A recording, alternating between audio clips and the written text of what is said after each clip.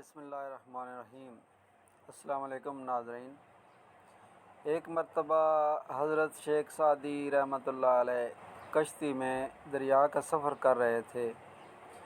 ان کی کشتی کے پیچھے ایک اور کشتی آ رہی تھی جس میں کچھ مسافر سوار تھے۔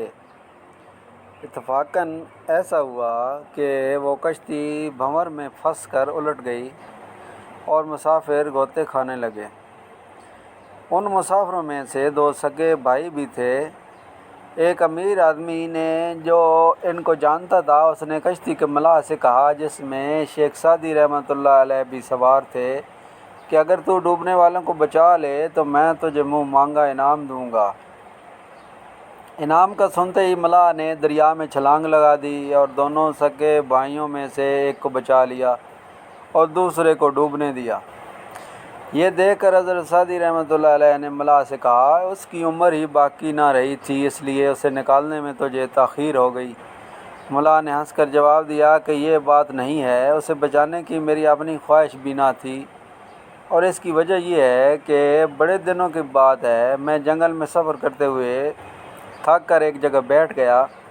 اتفاقاً یہ دونوں بھائی اونٹ پر سوار ادھر سے گزرے۔ اس نے مجھے تھکا ہارا دیکھ کر اونٹ پر سوار کر لیا تھا، لیکن اس کے بھائی نے مجھے کوڑا مارا تھا۔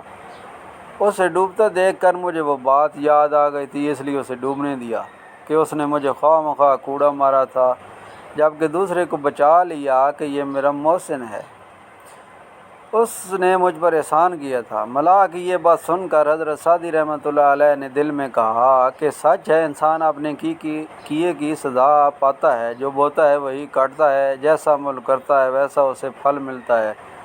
اللہ پاک نے قرآن پاک میں یہی فرمایا ہے، جس نے نیک عمل کیا اپنے نفس کے لیے کیا اور جس نے برائی کی اپنے نفس کے لیے کی۔ حضرت سعدی رحمۃ اللہ علیہ نے اس حکایت میں یہ بتایا ہے کہ انسان کو اس کے اچھے کاموں کا اجر اور برے کاموں کی سزا آخرت میں ہی نہیں بلکہ اس دنیا میں بھی ملتی ہے۔ معزز ناظرین، میرے چینل سٹوری فائبر پر آنے کا بہت شکریہ۔ پلیز لائک اور سبسکرائب کر دیں۔ اللہ تعالیٰ آپ کو جزائے خیر عطا فرمائے۔ آمین ثم آمین۔